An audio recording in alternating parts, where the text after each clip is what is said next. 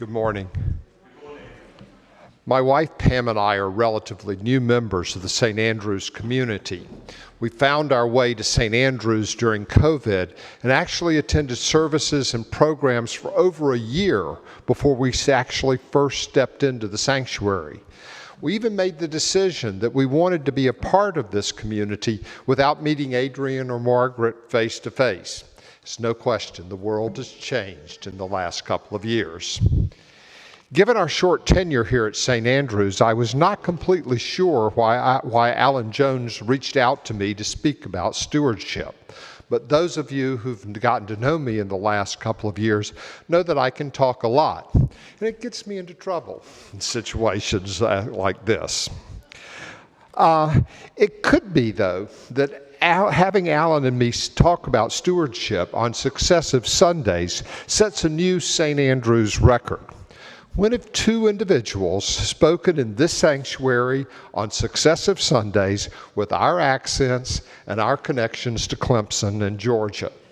If this trend continues, the southern expats of the congregation might come to rival the Brits. Before moving to Boston 15 years ago, Pam and I had been very involved in churches in Washington, D.C. and Philadelphia. Our son Eric had grown up in these churches, and the programming for his growth and development was critical to us. Also, we taught senior high Sunday school and confirmation classes and led youth service projects such as Appalachian Service Project. We became very engaged in adult learning experiences. At about the start of the COVID pandemic, we realized that we were missing these experiences in our current Metro West church home. After taking a church break of a couple of months, I began researching church opportunities in the area. I thought that an obvious place was a church that I knew of that had an active social justice program. But my research revealed that it had very little in the way of adult learning and an uncertain ministerial leadership. A second obvious choice was a large church in the area, but again I found the adult learning lacking. Now, I grew up a United Methodist and Pam a Lutheran, and she had always encouraged me to look at St. Andrews. I always hesitated, worrying that the high liturgy would be a little bit more than my Methodist roots and knees would find comfortable. I had, however, spent my elementary school days in an Episcopal parochial school in South Carolina, so weekly chapel services made me familiar with carrying the cross into the sanctuary, kneeling to pray, and the Book of Common Prayer, the pre-1964 version. When I finally checked out St. Andrews, I was pleasantly surprised. 3 rectors who looked interesting, an apparently rich adult Christian learning program, and significant involvement in social justice outreach. We started attending worship services virtually and soon found ourselves attending the 9 a.m. Christian learning programs, the Lenten program, the Bible study, and for me, the men's book club. And then came Coventry dinners, where we were welcomed by a group of long-term St. Andrews members into one of the most special social experiences that we have ever encountered.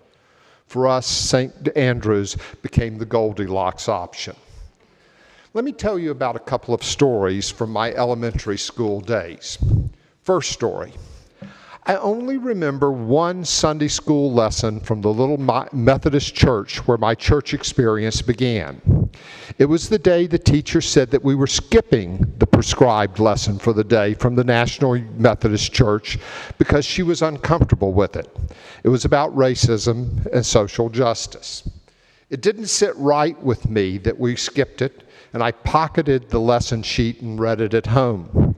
I'm certain that my discomfort helped me to move away from the racism with which I grew up and to begin to understand the importance of social justice.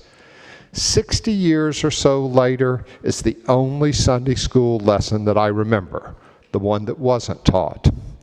The lesson for us, what we do with the programs of the church is very important, and we need your time and talent to accomplish that part of the mission.